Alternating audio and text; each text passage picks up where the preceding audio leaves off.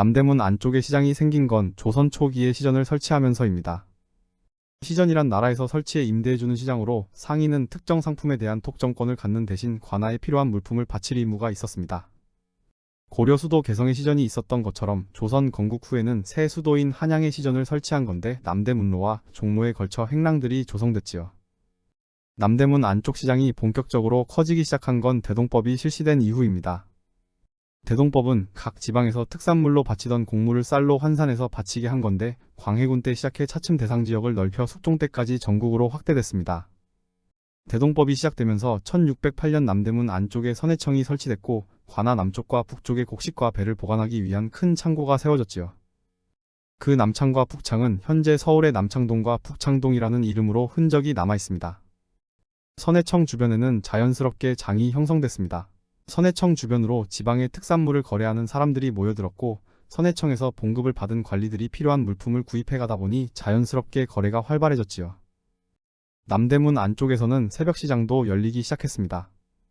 도성 근처에 사는 농민과 상인들이 남대문이 열리자마자 들어와 장을 벌렸고 도성 안을 다니는 행상들이 이곳에서 물건을 떼갔다고 합니다.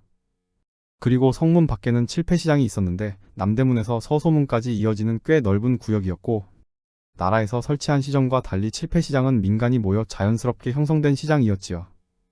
그런데 남대문 안팎으로 형성된 시장 거리는 상인들이 설치한 가가들이 길을 점령하기 일쑤였습니다. 가가는 상품을 진열하기 위해 집 앞에 달아낸 가건물인데 종로와 남대문로 같은 거리들을 이 가가들이 차지하다시피 했지요. 이 가가들은 1896년부터 시작된 도로 정비 사업으로 철거되기 시작했는데 도시 정비는 분명 필요한 일이었지만 상인들이 장사터전을 잃는 것이 문제였습니다. 이 상인들을 수용하기 위해 선해청 자리에 시장이 개설됐습니다.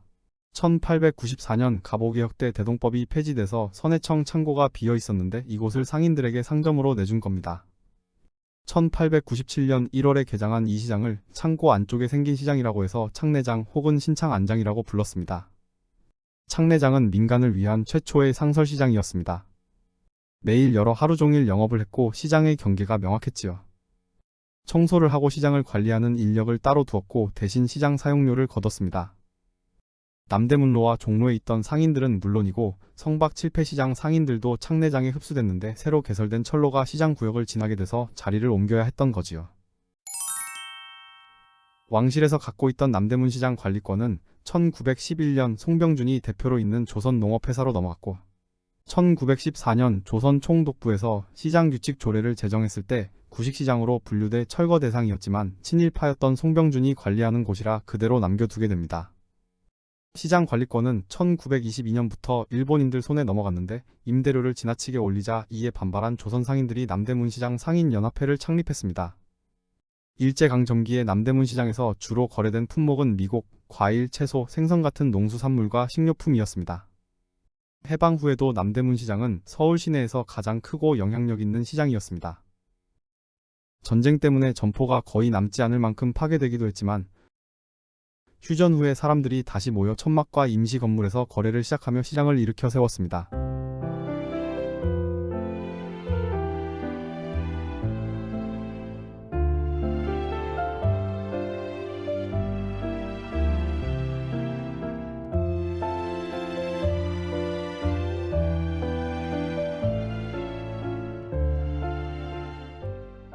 그런데 54년에 화재가 발생해 거의 모든 점포가 타버렸고 상인들이 동대문 시장으로 많이 옮겨가면서 한동안 규모가 위축되기도 했지요.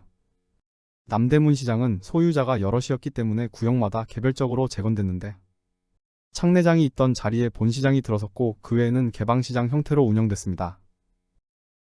남대문 시장은 아바이 시장, 양키 시장, 도깨비 시장 같은 별명으로 불리기도 했습니다. 아바이 시장은 전쟁 때 월남한 사람들이 남산 기슭에 정착하면서 남대문 시장에서 새로운 생활을 개척하는 경우가 많아서 붙은 별명이고 양키 시장은 미군 PX에서 흘러나온 물건들이 거래된다고 해서 붙은 이름입니다. 그런데 미군 부대 물품들은 불법으로 유출된 경우가 많았고 밀수품도 함께 거래되곤 했는데 이 물건들을 거래하다가 단속반이 들이닥치면 번개같이 숨겼다가 단속반이 떠난 뒤에 재빠르게 다시 꺼내놓곤 해서 도깨비 시장이라는 별명이 붙었지요. 남대문 시장은 1962년에 시장 개설 조건을 충족하지 못했다고 해서 허가가 취소된 적이 있습니다. 하지만 전국에 영향을 미치는 큰 규모에다 서민들이 이용하는 시장을 폐쇄할 경우 부작용이 걱정됐는지 다시 개설허가를 내주게 되지요.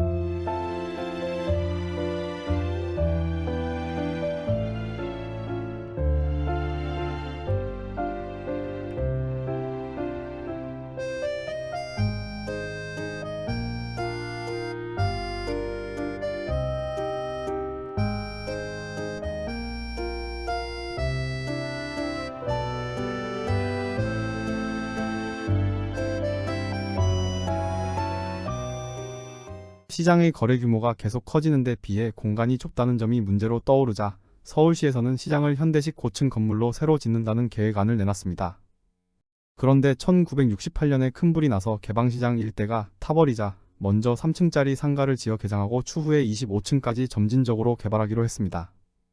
그렇게 70년과 71년에 개장한 시동 D동 2동 상가들은 계획이 취소가 된 건지 어쩐 건지 지금까지 3층 건물 그대로 남아 있습니다.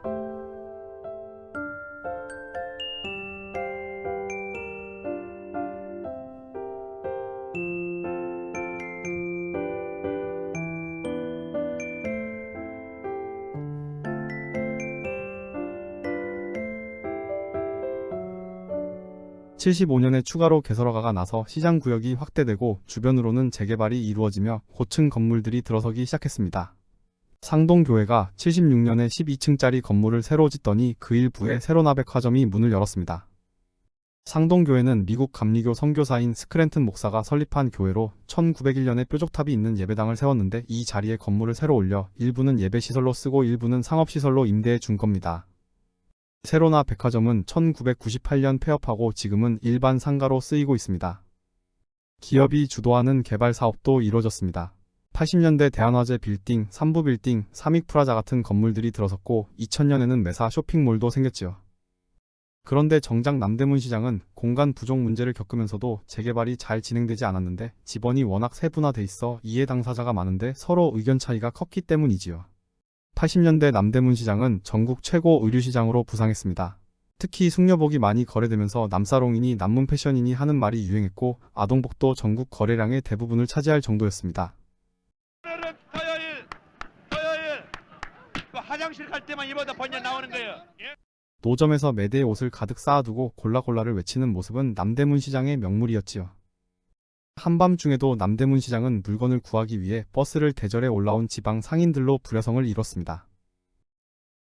하지만 시대가 바뀌고 유통환경이 변하면서 지금은 남대문 시장의 입지가 약해진 느낌이 있습니다. 90년대 후반 이후로 의류시장은 동대문 쪽으로 주도권이 넘어간 데다 대형 할인점 등장해 인터넷 거래가 많아졌지요. 편의시설이 부족한 재래시장이라는 한계도 있는 것 같고요.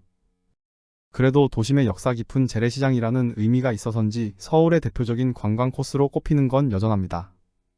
600년 넘게 이어진 남대문 시장의 역사는 앞으로 또 어떻게 변하고 이어질까요?